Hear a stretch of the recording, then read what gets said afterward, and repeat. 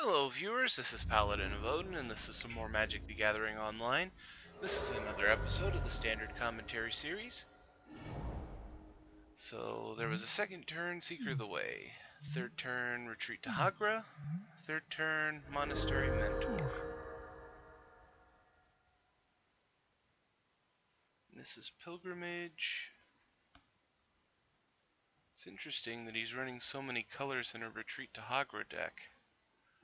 You don't really need that many colors to run an efficient Retreat to Hagra deck.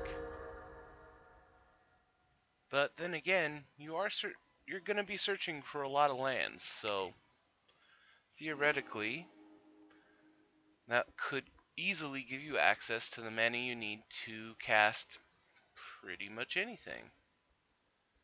So he casts Duress, which triggers both of his creatures.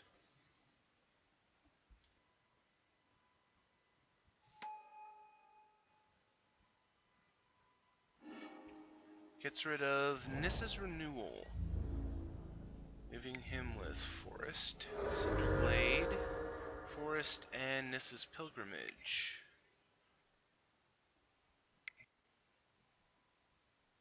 And now he gets to play Pilgrimage with Spell Mastery.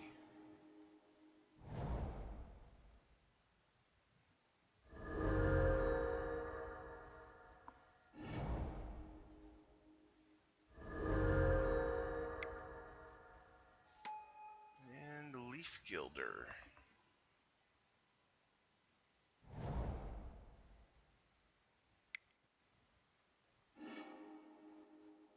And Gideon, ally of Zendikar. And all of his guys trigger again. And he immediately anthems Gideon.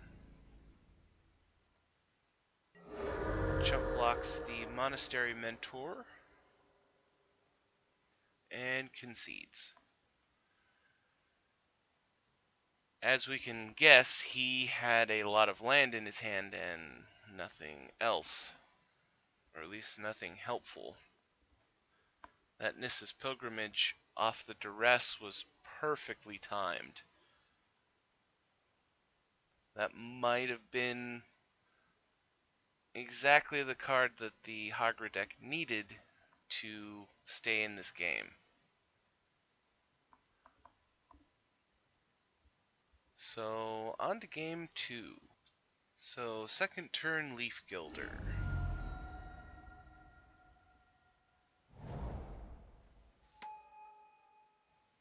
That is one of the problems with certain builds of the Hagra deck, is that they don't really have a good way of dealing with early aggression. Now, this guy's deck, I don't know how exactly it's built.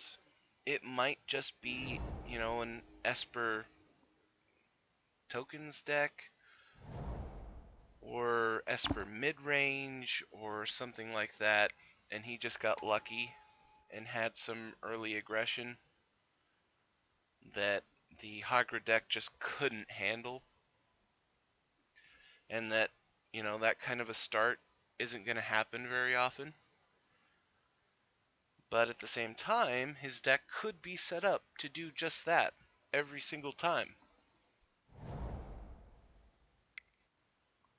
And then his hand destruction elements. Those can be pretty brutal against a deck like this because they have very key cards that they need that, a properly timed duress or even a mind rot would be just devastating.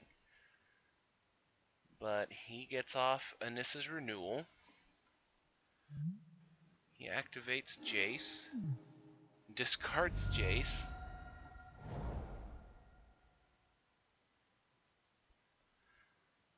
now the problem is that the Hagra deck has all the mana that he could possibly need for any spell. Now he just has to draw those spells.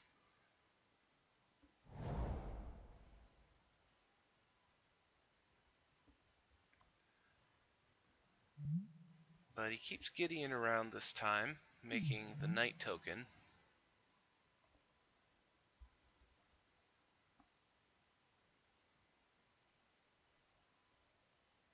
So, 3 cards in hand. Do you have anything to play?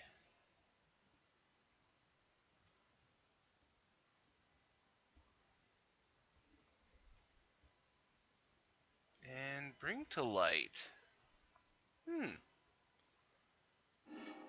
That explains the 5 colors. The Dark Petitions with Spell Mastery. So he just got whatever card he wanted, plus 3 mana.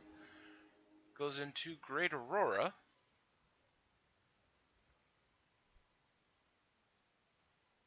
So, at least we see that this run he got what he wanted, but the board isn't quite as good for him as it could have been. I've seen much more advantageous boards after Great Aurora. But he does have a Duress, gets rid of Gideon. He has Dragonlord Ojutai, another Gideon, Silk Wrap, Seeker of the Way, a second Dragonlord, so double Silk Wrap, double Dragonlord, a Seeker of the Way, and Gideon. That is one heck of a hand.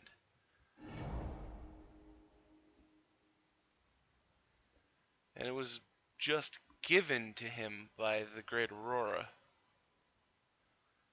I am surprised that he didn't sacrifice the pain land or the fetch lands at the end of his turn, though.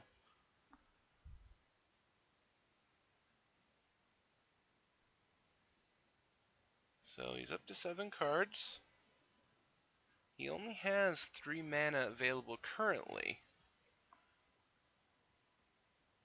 Silk Wraps are useless. Dragonlord needs 5 mana, which he's going to have to go with the fetch lands. He's going to have to go with the fetch lands to play anything, really. So, chop chop.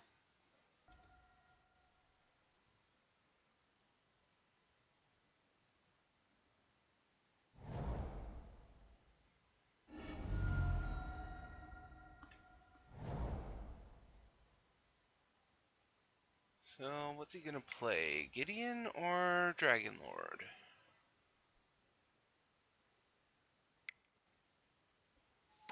And goes with Gideon, which isn't a bad idea since he's completely unopposed at the moment.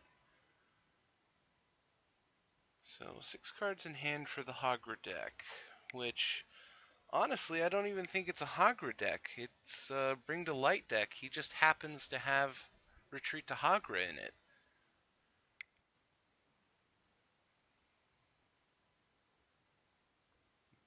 Or actually it's a perfect fusion of Bring to Light, Retreat to Hagra.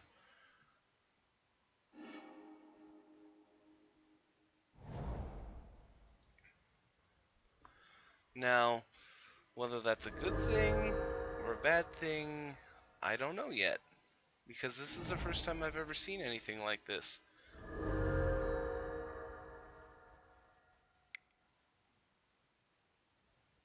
Another Retreat to Hagra. So he's in a pretty damn good position. Now all he needs is the good land search. Another Nissa's Renewal would be brutal. He'd be able to gain, what, 6 off the lands plus 7, so 13 life. Deal 6 damage.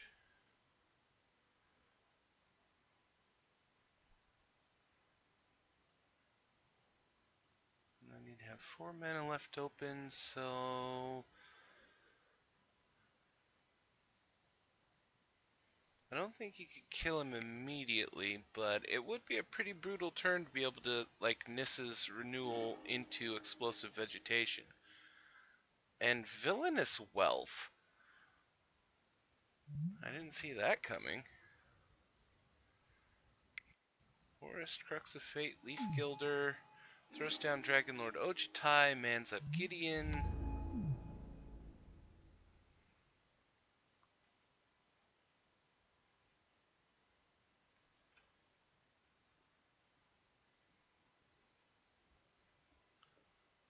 He'll have 4 cards on his turn, but, well, Crux of Fate would be able to get rid of Ojitai, but it would leave him with the Knight tokens and, Gideon, because he can't touch Gideon. So really, he's got 1 card that we don't know about, and there's Crux of Fate to kill Dragon Lord Ojitai. There's a land for retreat to Hagra.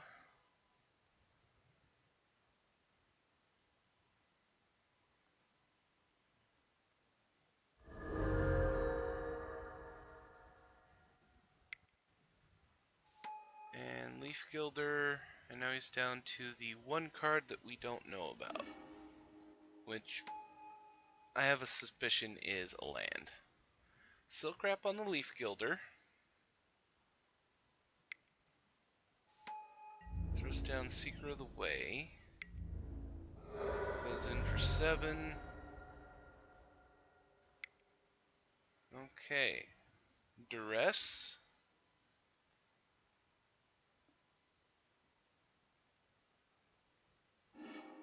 Gets rid of the other Gideon. Leaving him with Ojitai and Silk Wrap.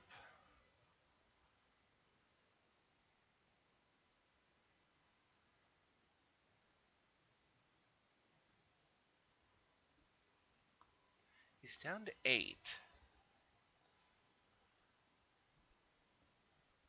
If he could play 4 lands in a turn, he'd have him. But I can't really see that happening. But the only way that I could see that happening is if he plays Animus Awakening and manages to hit 4 lands in his X. But that would mean he'd have to pull Animus Awakening. Okay. Wow. Down to 7. Brings it back up to 13, so... Oh, okay, and he concedes. Well, he only had the 1 card to play with, so... Well, there you go, folks. That was an interesting concept. I don't know that it's all that effective, though. The Bring to Light, Retreat to Hagra deck combination versus, what, Esper Midrange? I think I would call that. So, if you liked what you saw, hit that like and subscribe button.